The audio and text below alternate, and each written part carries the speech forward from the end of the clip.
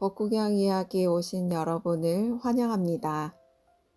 오늘은 두 아이의 어머니이자 아버지였던 소레이야 장로 이야기를 읽어보겠습니다. 부처님께서 사와띠 제타와나에 계실 때 소레이와 장로와 관련해서 개송 43번을 설하셨다. 이 이야기는 소레이야 성에서 시작해서 사와띠 성에서 끝을 맺는다. 부처님께서 사와띠에 계실 때 소레이야 성에서 이런 일이 일어났다. 소레이야라는 은행가의 아들이 친한 친구들과 함께 마차를 타고 목욕하려고 강으로 나갔다. 그때 마하카짜야나 장로가 탁발하려고 성으로 들어오다가 성문에서 두 겹 가사를 수하셨다. 은행가의 아들 소레이야가 황금빛 살결을 지닌 장로를 보자 애욕이 일어났다. 오, 장로가 나의 아내가 되었으면, 그렇지 않으면 나의 아내가 그와 같은 뽀얀 살결을 지녔으면. 이런 생각이 그의 머릿속을 스치는 순간 소레이야의 몸이 남자에서 여자로 변하기 시작했다. 그는 소스라치게 놀라 마차에서 뛰어내렸다. 동료들이 그에게 무슨 일이 일어났는지 모르고 말했다. 도대체 무슨 일이야? 도대체 무슨 일이야? 남자에서 여자로 변한 소레이야는 따까실라로 가는 길을 따라 걸어갔다. 친구들이 사방으로 그를 찾아보았지만 발견하지 못했다. 친구들은 강으로 가서 목욕하고 집으로 돌아갔다. 사람들이 그들을 보고 물었다. 은행가의 아들은 어디 있느냐? 그는 혼자 목욕하고 집으로 돌아갔을 거라고 생각했어요. 부모는 사방으로 찾아보았지만 발견하지 못하자 눈물을 흘리고 슬퍼했다. 그들은 그가 죽었을 것이라고 생각하고 장례식을 치렀다. 여자가 된 소레이야는 따까실라로 향하는 대상을 만나 집마차를 가까이 따라갔다. 상인들은 마차를 따라오는 아리따운 여인을 보고 말했다. 한 여인이 마차를 따라오고 있는데 네 집 딸인지 모르겠네. 그녀가 말했다. 당신 마차나 잘 모십시오. 나는 걸어서 따라가겠습니다. 그녀는 오래 걸은 탓에 몸이 피곤해지자 손에 끼고 있는 반지를 여비로 주고 마차에 자리를 얻어 올라탔다. 상인들은 그녀의 아름다운 얼굴을 보고 중매를 서고 이익을 챙길 생각을 했다. 따까실라에 살고 있는 은행가의 아들이 이제 장가갈 때가 되었다. 이 여인을 소개해주면 많은 선물을 줄지 모르지.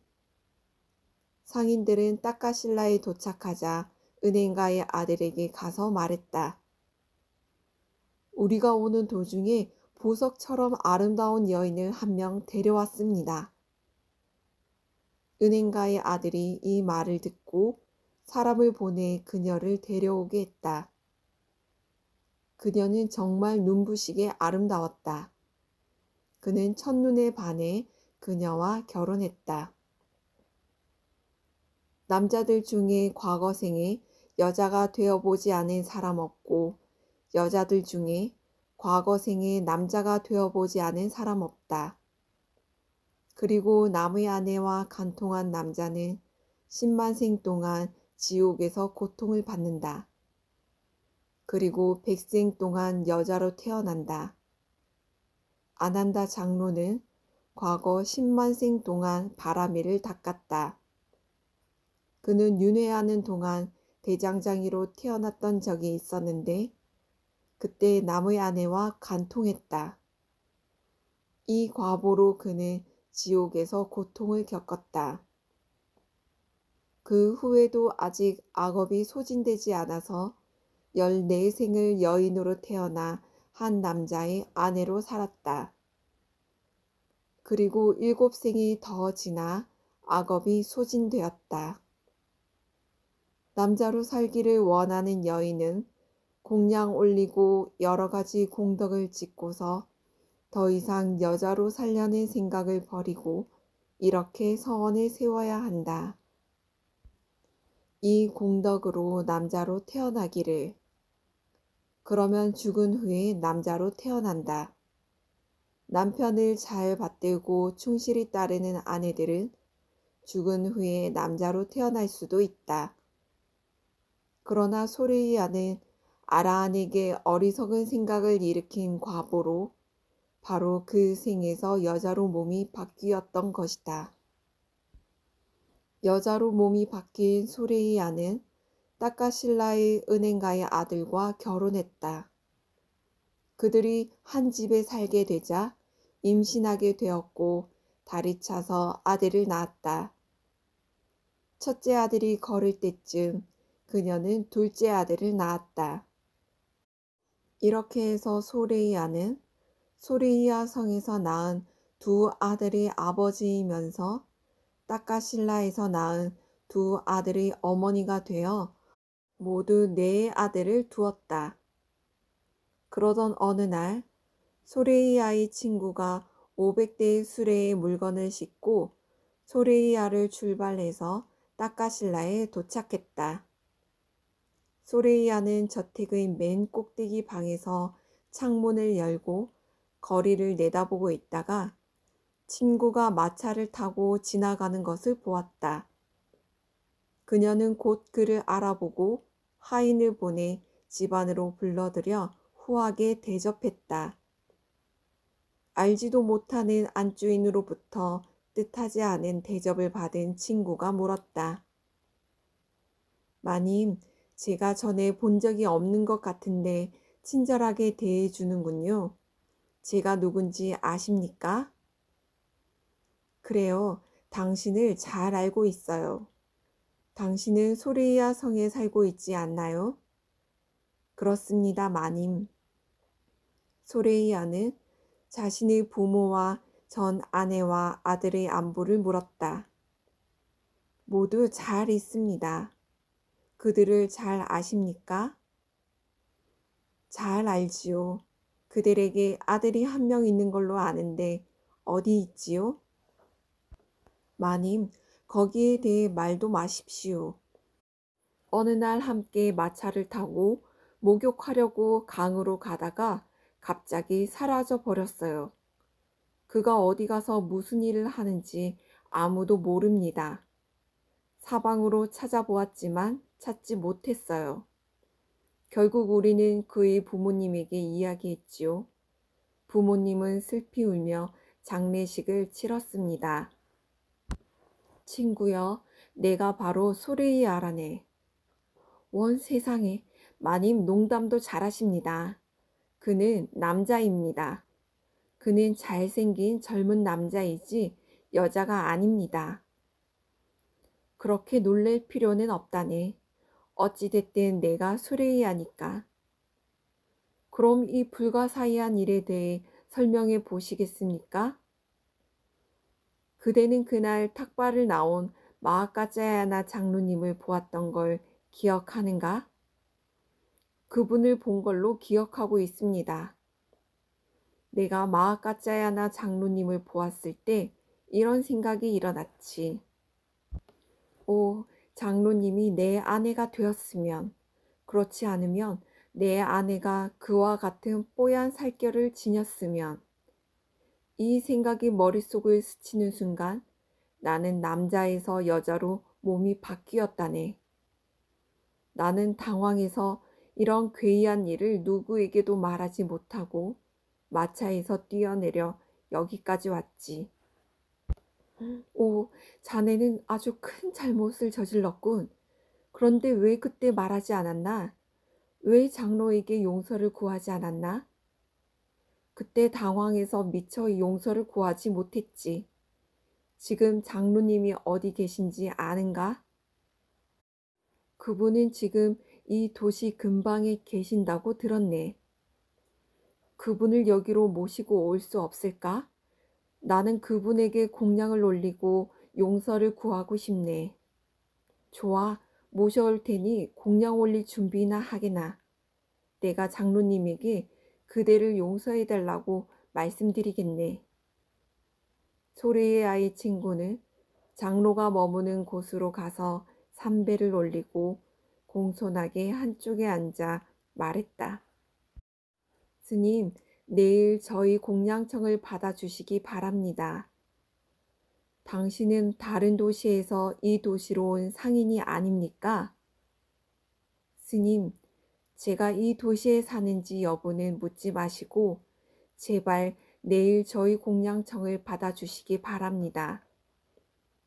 장로는 그의 초청을 받아들였다. 소래의 아이 집에서 장로를 위해 여러 가지 맛있는 음식을 준비하였다. 다음 날 장로가 오자 친구는 자리를 제공하고 맛있는 음식을 올렸다. 그리고 한 여인을 데리고 와서 장로의 발 아래 무릎을 꿇게 하고 말했다. 스님, 제 친구를 용서해 주십시오. 도대체 무엇을 용서해 달라는 것입니까? 이 여인은 원래 저희 남자친구입니다. 어느 날 그가 장로님을 바라보고 이런저런 생각을 일으켰는데 그 즉시 남자 몸에서 여자 몸으로 바뀌었습니다. 제발 이 여인을 용서해 주십시오, 스님. 일어서십시오. 당신을 용서합니다. 장로가 용서합니다 라고 말하자마자 소레이아는 다시 여자 몸에서 남자 몸으로 바뀌었다. 그녀가 다시 남자가 되자 남편이었던 따까실라의 은행가의 아들이 소레이아에게 말했다. 좋은 친구여, 당신은 두 아들의 어머니이고 나는 아버지입니다. 분명히 두 아이는 우리 둘의 아이입니다. 그러니 우리 여기서 함께 살도록 합시다. 행복하게 살 수 있을 겁니다. 친구여, 나는 한 생에서 두 번이나 몸이 바뀌는 것을 경험했습니다. 처음에 남자였다가 그 다음에는 여자가 되었고 다시 남자가 되었습니다. 처음에는 두 아이의 아버지였지만 최근에는 두 아이의 어머니가 되었습니다. 한 생에서 두 번이나 몸이 바뀌고 나니 이젠 더 이상 세속 생활은 생각하기도 싫습니다.